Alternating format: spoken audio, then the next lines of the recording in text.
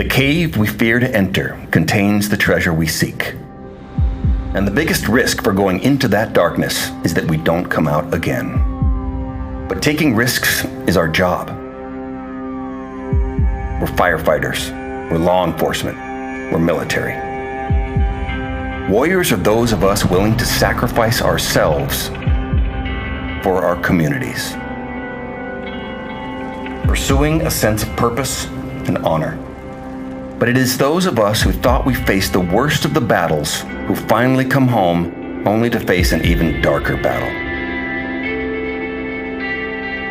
We know PTSD, we know depression, addiction, suicide, and the stories we don't really talk about but never go away. Decades in service culture, our warrior training was to disconnect from our emotion, to perform under high stress. But without a way to process our trauma, we lose a part of our soul.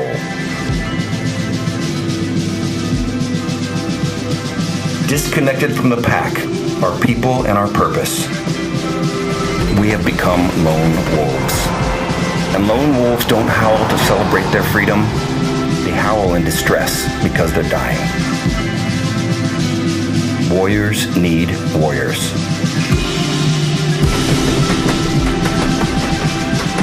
We need each other because we understand what we've been through. Valor is the way out. It's the act of moving through fear. And like trees, we can only reach the heavens when our roots have reached hell. We have a responsibility to become more resilient warriors for our families, communities, and teams, to create a culture that supports us in being the people we need to be.